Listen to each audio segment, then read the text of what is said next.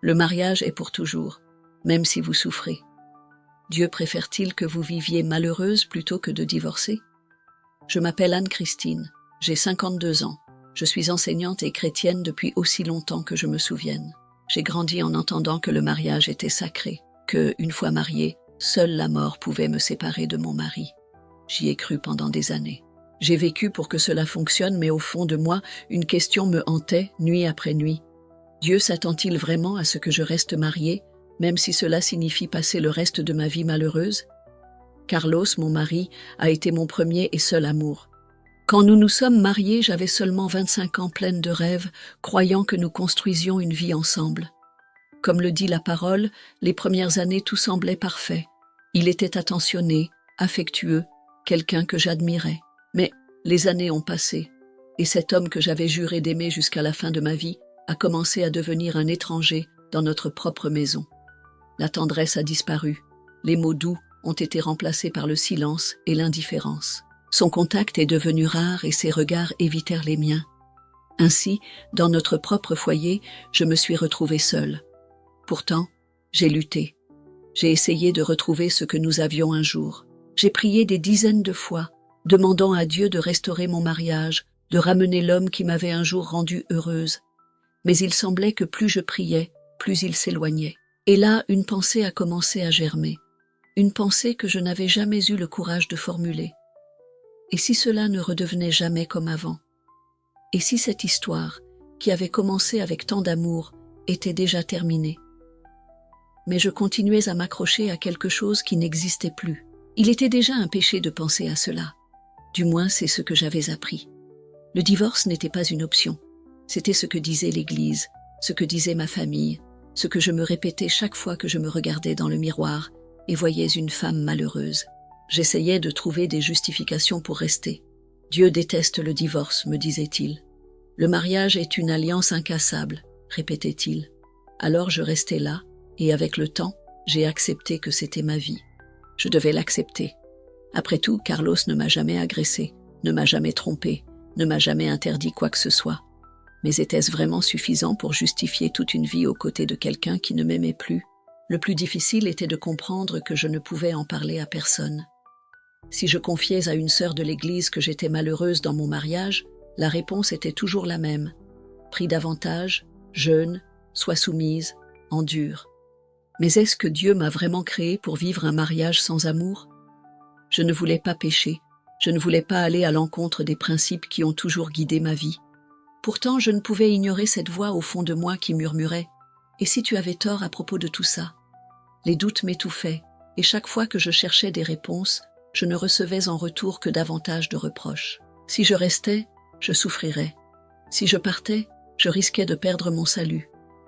Dieu voulait-il vraiment que je vive ainsi? Préférait-il voir une de ses filles prisonnière d'un mariage sans amour plutôt que de lui permettre de repartir à zéro? Puis, un jour comme les autres, quelque chose s'est produit. Quelque chose qui a bouleversé ma façon de voir tout ce que je croyais. Quelque chose qui m'a fait comprendre enfin la réponse que je cherchais depuis si longtemps. Mais cette réponse ne venait ni d'un pasteur, ni d'un livre, ni d'une prière. Elle venait d'un endroit où personne ne veut se retrouver, de l'autre côté de la vie. Je ne me souviens pas de la chute, ni du moment précis où mon corps s'est effondré sur le sol froid de la pièce. Je me souviens juste du silence. Un silence si profond, si absolu, qu'il semblait engloutir tout autour de moi. Juste avant cela, la dernière sensation que j'ai eue était un léger vertige, comme si mon corps était soudain devenu plus lourd que tout ce qui m'entourait. J'ai cligné des yeux plusieurs fois, essayant de clarifier ma vision, puis, sans avertissement, l'obscurité m'a enveloppée. Mais je restais consciente. C'était étrange, car je savais que quelque chose n'allait pas. J'entendais des voix lointaines étouffées comme si elles étaient derrière un mur très épais. Des cris du désespoir, mon nom appelé, mais je ne pouvais pas répondre. Puis j'ai réalisé que je me voyais. Mon corps était tombé sur le sol de la pièce, immobile. Mes yeux étaient fermés, ma peau pâle, et ma poitrine ne bougeait plus. Autour de moi, le chaos. Un téléphone saisit en hâte quelqu'un qui pleurait, une voix nerveuse demandant si je pouvais entendre, mais je ne pouvais pas, car je n'étais plus là. Une vague de panique a parcouru chaque parcelle de mon être à cet instant précis. Je voulais revenir en arrière, crier pour qu'on m'aide. Mais avant que je puisse comprendre ce qui m'arrivait, quelque chose a commencé à tirer sur mon corps, ou mon âme, ou ce qu'il en restait. C'était une sensation horrible, comme si j'étais aspirée hors de tout ce que je connaissais. Il n'y avait ni sol ni mur, rien autour de moi, juste un vide sombre, profond, informe et infini. Et je me laissais sombrer de plus en plus. La peur m'a envahi. J'ai essayé de lutter, de m'accrocher à quelque chose, mais il n'y avait rien. Mes pensées devenaient confuses. Que se passait-il? Était-ce la mort? Dieu était-il là? Puis, au cœur de l'obscurité, des voix ont surgi. D'abord des chuchotements faibles, lointains comme venus de toutes parts en même temps. Des voix inconnues murmurant des mots que je ne comprenais pas. Puis soudain des cris de désespoir, de douleur, semblant venir de partout, comme une foule souffrant autour de moi, intangible. Mon cœur, si tenté qu'il battait encore, s'est emballé. Un frisson glacé a parcouru ce qu'il restait de mon corps. Une peur inédite m'a submergée.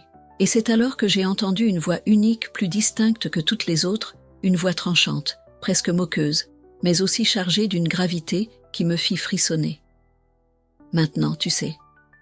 Mon esprit tournait. Je savais ce que je savais, ce qui se passait. C'est à ce moment-là que j'ai commencé à voir autour de moi. Des ombres prenèrent forme, des silhouettes déformées. Certaines semblaient humaines, d'autres pas. Certaines avançaient lentement, d'autres restaient immobiles, mais toutes portaient la même expression de terreur. J'ai essayé de fuir, mais il n'y avait nulle part où aller. J'ai tenté de fermer les yeux, mais ils l'étaient déjà. Puis, quelque chose a changé.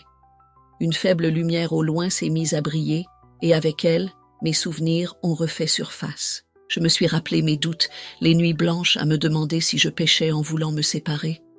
Je me suis souvenu du poids que j'avais porté pendant des années, la peur d'être condamné, la crainte d'avoir tort. Et en cet instant précis, j'ai compris où j'étais, ou plutôt, où je pourrais être. Car à ce moment-là, je savais. Je savais ce qui attendait ceux qui faisaient le mauvais choix. Je savais que tout ce que j'avais entendu sur le divorce pouvait être vrai. Et si Dieu détestait vraiment le divorce? Et si en cherchant à fuir une vie malheureuse, j'avais scellé mon destin à quelque chose de bien, bien pire? Mais avant que je ne puisse me perdre davantage dans cette pensée, quelque chose s'est produit. La lumière s'est intensifiée, illuminant tout autour de moi, et les ombres ont commencé à reculer. Et alors, j'ai vu. La lumière était vive, mais elle n'éblouissait pas mes yeux. Au contraire, elle semblait traverser chaque parcelle de moi, comme si elle cherchait quelque chose que je ne pouvais pas cacher.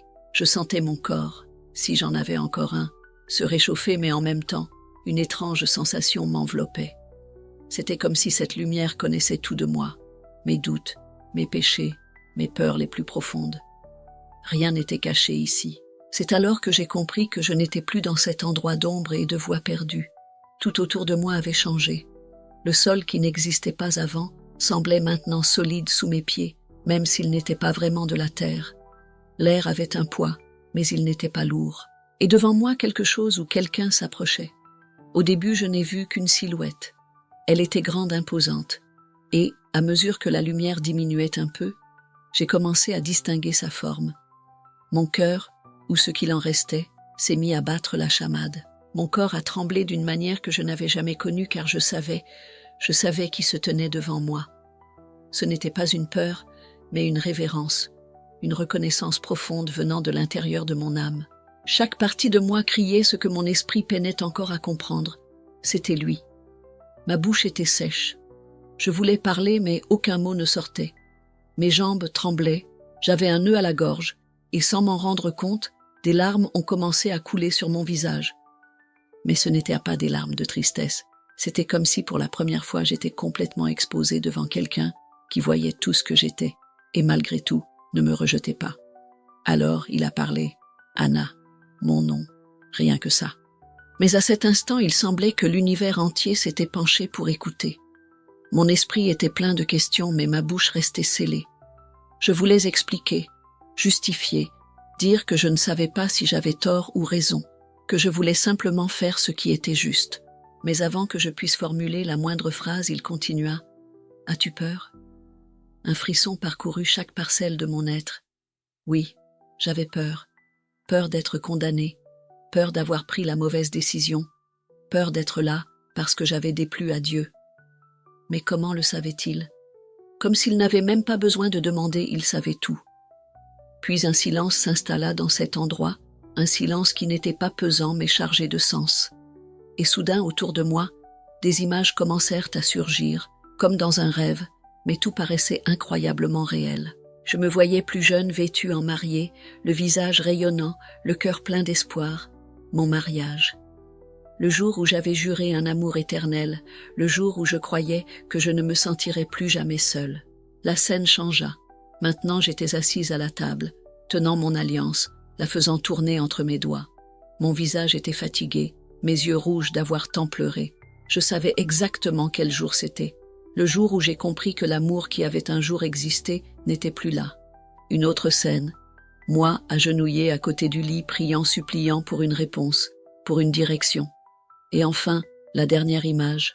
Moi, au moment précis où je me suis effondrée sur le sol. L'instant de ma mort. Le choc me fit frissonner. Que signifiait cela?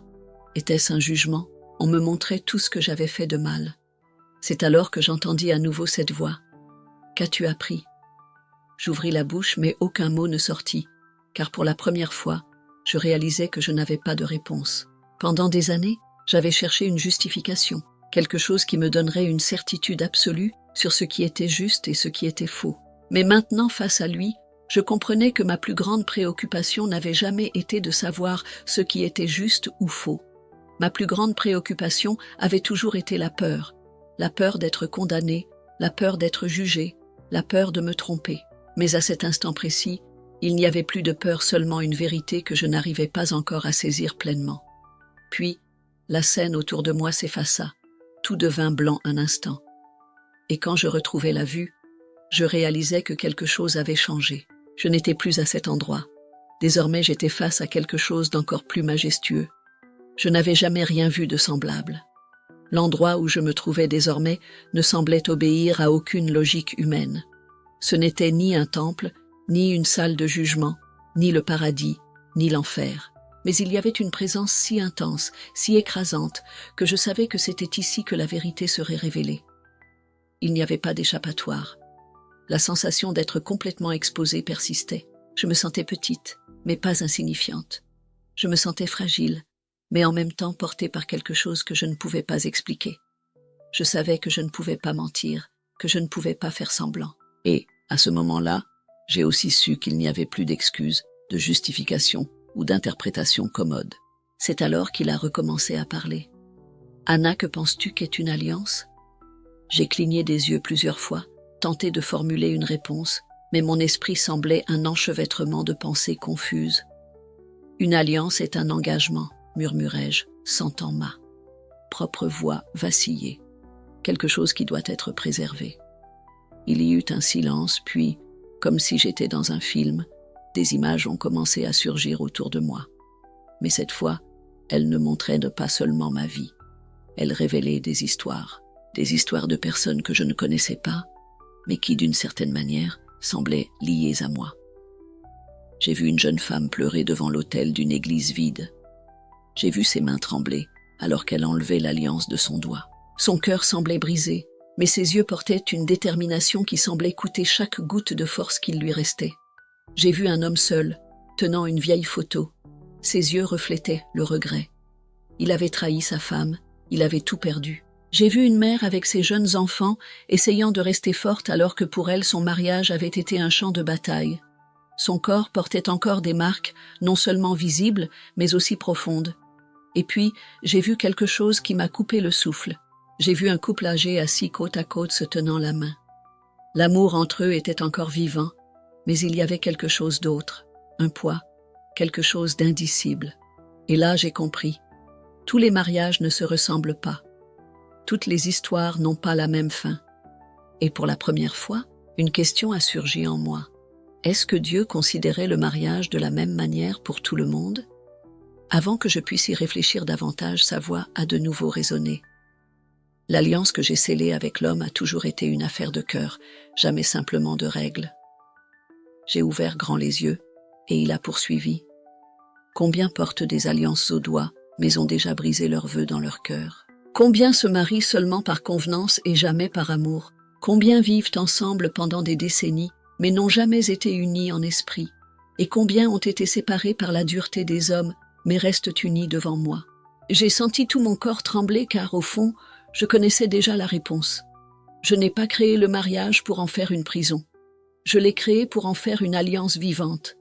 Puis de nouvelles images sont apparues, mais cette fois, il s'agissait de passages des Écritures.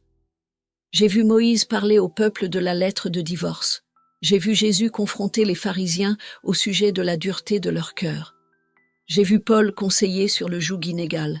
Et puis, j'ai de nouveau entendu sa voix, désormais plus ferme.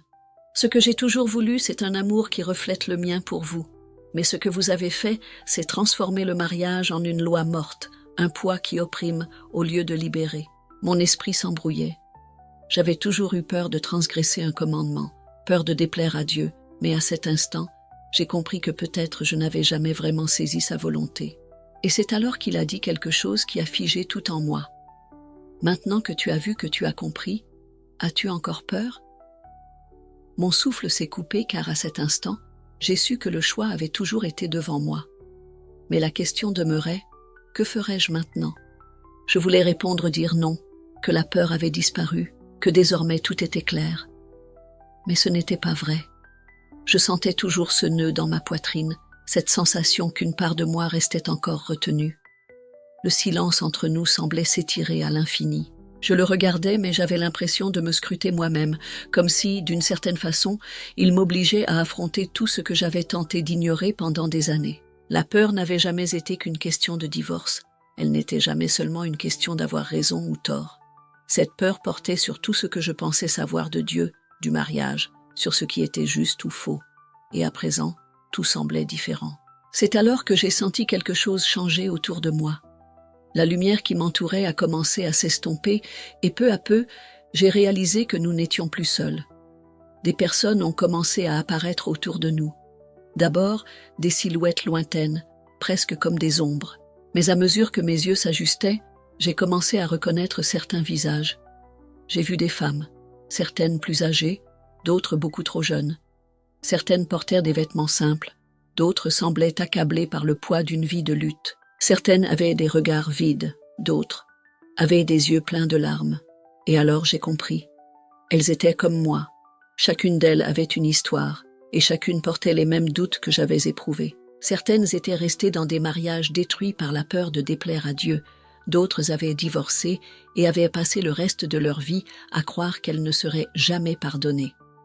Et puis, l'une d'elles s'est tournée vers moi. Je n'ai jamais su la vérité. Sa voix était douce mais chargée de douleur. J'ai vécu avec un homme qui ne m'a jamais aimée. J'ai supporté des paroles dures, un silence glaçant, des milliers qui me disaient que je n'étais pas assez. Je pensais que si j'étais une meilleure épouse, si je priais plus jeûnais davantage, Dieu transformerait mon mariage. Mais il n'a jamais changé, et j'ai passé ma vie à essayer de me convaincre que c'était cela que Dieu voulait pour moi. Une autre femme, plus jeune, s'est approchée. Ses yeux étaient rouges comme si elle avait pleuré longtemps. Et moi, au contraire, je n'ai pas pu supporter. Je suis partie. Mais on m'a appris qu'en faisant cela, je devenais impure. On m'a dit que je ne pourrais jamais me remarier, que j'étais condamnée. J'ai essayé de continuer ma vie, tenté de repartir à zéro, mais j'ai toujours eu peur de ne pas être dans la volonté de Dieu. J'ai passé des années à me demander si j'avais encore le salut. Mon cœur se serrait à chaque mot, car ces voix pouvaient être les miennes. Et alors, je l'écoutais à nouveau. Combien portent des fardeaux que je n'ai jamais mis sur elles? J'ai dégluti. Combien vivent dans la culpabilité pour ce qui est déjà passé, sans jamais m'avoir demandé quelle était ma volonté, vraiment? Un silence lourd est tombé sur nous toutes car, au fond, nous connaissions la réponse. Nous avons passé notre vie à écouter ce que les hommes disaient de Dieu, mais combien d'entre nous lui avons vraiment posé des questions? Combien d'entre nous ont réellement cherché la vérité, sans peur de ce que nous pourrions découvrir?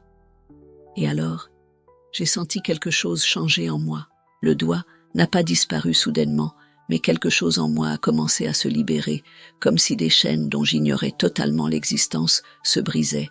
Et à cet instant précis, j'ai su que quelque chose allait arriver. J'ai d'abord ressenti un léger tremblement intérieur, une vibration subtile, comme si quelque chose se déplaçait, se détachait des profondeurs de mon âme. Puis la clarté est venue. non pas comme un cri ou une révélation soudaine, mais comme une marée qui se retire lentement, révélant tout ce qui était caché jusqu'alors. Les chaînes se désagrégeaient. Je n'avais jamais eu conscience de leur présence. Je ne réalisais pas à quel point elles m'alourdissaient. J'ai ressenti un immense soulagement en les voyant tomber par une connexion mystique, tout ce qui pendant si longtemps avait façonné mes choix, ma perception de Dieu, ma manière de définir le bien et le mal. Et maintenant, que ferais-je de cette liberté? J'ai regardé autour de moi. Les femmes qui m'accompagnaient me regardaient encore, mais quelque chose avait changé dans leurs yeux. Elles avaient elles aussi ressenti cela. Elles avaient elles aussi compris. Mais la question qui flottait dans l'air sans aucun mot était la même pour nous toutes. Si Dieu ne nous a pas créés pour vivre enchaînés, s'il n'a jamais voulu que nous vivions dans la peur et la culpabilité, alors qu'attend-il de nous? Mon esprit est revenu à mon propre mariage. Les nuits de silence, les prières angoissées, les questions restées sans réponse. Je me suis souvenu du moment où j'ai compris que l'amour était déjà parti, mais que je restais par peur du jugement des autres. Aujourd'hui, cette prison n'existait plus. Mais que se passerait-il si je faisais un pas en avant? C'est alors que j'ai entendu sa voix une dernière fois. La vérité libère, mais as-tu le courage de la vivre? Mon corps a tremblé. Oui, j'ai compris que Dieu n'a jamais voulu me voir prisonnière d'un mariage sans amour, d'une relation vide, d'un engagement qui ne coulait plus que sur le papier. Oui, j'ai compris que ce n'était pas le divorce qui le peinait, mais la manière dont nous passons notre vie à porter une peur qui ne vient jamais de lui. Mais maintenant, et si je rencontrais quelqu'un? Et si un jour je retombais amoureuse? Si quelqu'un apparaissait dans ma vie et que je voulais recommencer, pourrais-je le faire? Ou serait-ce un choix qui me condamnerait? Le sol s'est dérobé sous mes pieds. Tout autour de moi s'est dissous dans une lumière éclatante. Mon cœur s'est accéléré car je savais que c'était la question que je n'avais pas encore eu le courage de poser et dont la réponse pourrait tout changer. Maintenant que je suis revenue, maintenant que j'ai vu la vérité, puis-je me remarier? Cette question résonnait en moi comme un coup de tonnerre, car il ne s'agissait pas seulement du divorce. Si Dieu ne voulait pas que je sois prisonnière d'un mariage mort, que dirait-il d'un nouveau départ? Est-ce que se remarier représente un nouveau commencement devant Dieu, ou serait-ce une erreur encore plus grande? Je pensais avoir toutes les réponses, mais je réalise aujourd'hui que le doute le plus difficile n'a pas encore trouvé sa réponse. Et si vous vous êtes déjà posé cette question, alors vous devez absolument découvrir la suite. Regardez la prochaine vidéo, car ce qui arrive à ceux qui choisissent de se remarier pourrait bien être très différent de ce que vous avez toujours imaginé.